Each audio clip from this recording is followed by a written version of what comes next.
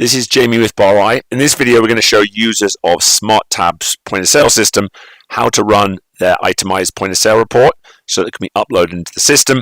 The advantage of this being done on the client side rather than by your BarI account manager is twofold.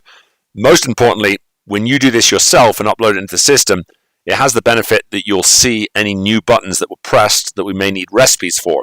And so it allows us to get all the information we need to calculate your initial results without having to double check if there are new buttons which we don't know recipes for with significant presses. The second related benefit is we do require the clients to upload the the point of sale themselves, so this will avoid additional charges. We're always happy to do extra tasks for you, but obviously we want to keep your charges as low as possible so that you get the best return. So from the main platform on SmartTab, go ahead and click on Products and then select the cycle dates. This particular client does a count every Tuesday, so they did the count last on Tuesday in the morning, so we'll include the preceding Tuesday and then finish with sales through Monday.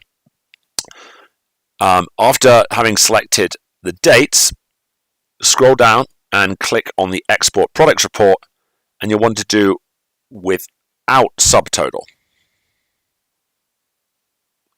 I've set up Chrome, so it will ask me where to download the file to. So I'm just going to download it to a temporary folder here. Go ahead and save it. And then SmartTab is unusual. It includes more information than we need. So we need to make a manual adjustment and sorting and erasing the unused buttons so that we can get it in a usable format without thousands of buttons we don't need. I just received this warning message about potential corruption. We do open it anyway. That's all good.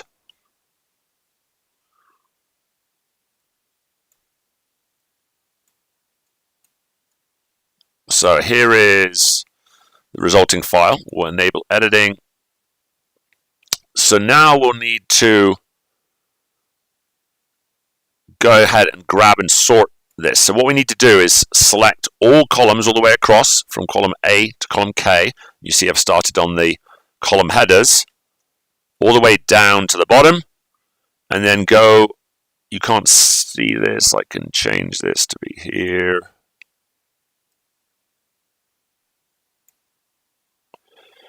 So go ahead and click on Data, Sort, and if you've selected here, you can do My Data Has Headers, and we want to use the second one, Category. Go ahead and click Sort, so it's going to be an A to Z.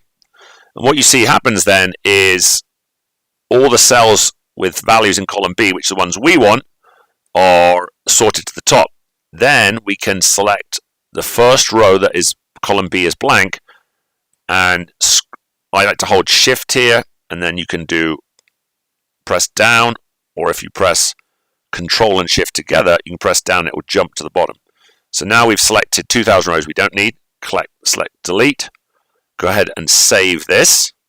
And then the file is now ready to be uploaded into the BarI system. And we have separate videos to show you how to do that and how to provide recipe notes. Thank you for watching.